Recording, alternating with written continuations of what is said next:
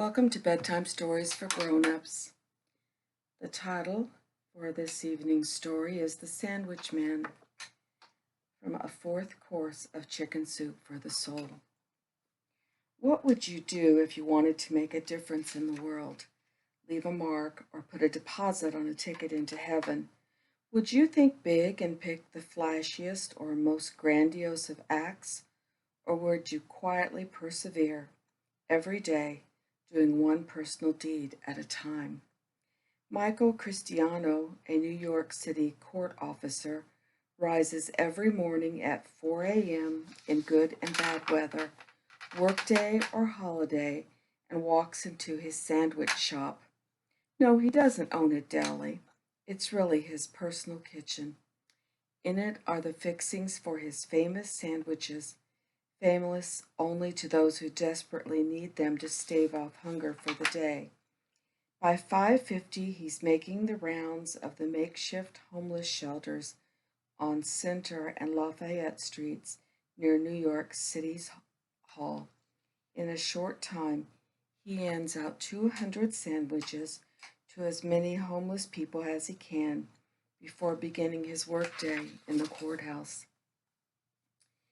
It started 20 years ago with a cup of coffee and a roll for a homeless man named John. Day after day, Michael brought John sandwiches, tea, clothes, and when it was really cold, a resting place in his car while he worked. In the beginning, Michael just wanted to do a good deed. But one day, a voice in his head compelled him to do more. On this cold winter morning, he asked John if he would like to get cleaned up.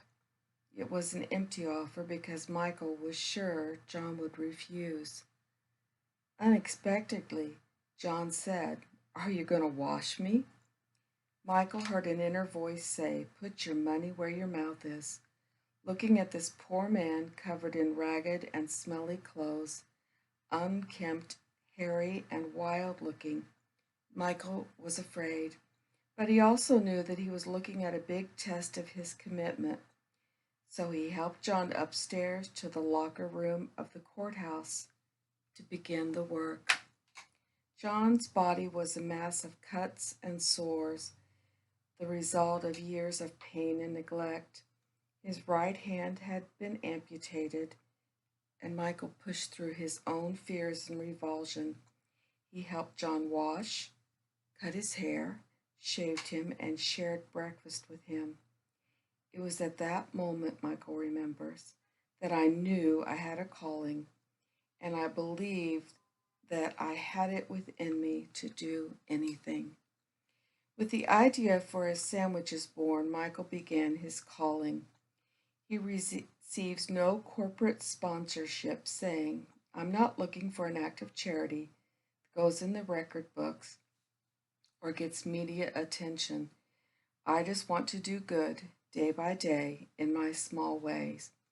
Sometimes it comes out of my pockets, sometimes I get help, but this is really something that I can do one day and one person at a time. There are days when it's snowing," he says, "and I have a hard time leaving my warm bed and the comfort of my family to go downtown with sandwiches. But then that voice in me starts chattering, and I get to it." And get to it he does.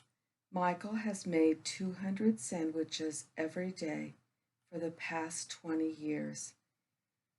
"When I give out sandwiches," Michael explains, "I don't simply lay them on a table for folks to pick up. I look everyone in the eye, shake their hands, and I offer them my wishes for a good and hopeful day. Each person is important to me.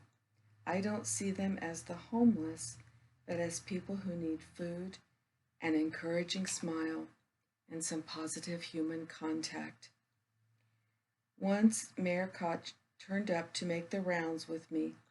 He didn't invite the media. It was just us, says Michael. But all of Michael's memories, working side by side with the mayor, was not as important as working next to someone else. A man had disappeared from the ranks of the sandwich takers and Michael thought about him from time to time.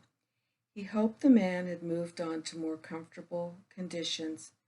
One day, the man showed up, transformed, greeting Michael clean, warmly clothed, shaven, and carrying sandwiches of his own to hand out. Michael's daily dose of fresh food, warm handshakes, eye contact, and well wishes had given this man the hope and encouragement he so desperately needed. Being seen every day as a person, not as a category, had turned this man's life around. The moment needed no dialogue. The two men worked silently side by side, handing out their sandwiches. It was another day on the streets of New York, but a day with just a little more hope. That is the story of Michael handing out sandwiches, as told by Melody McCarty.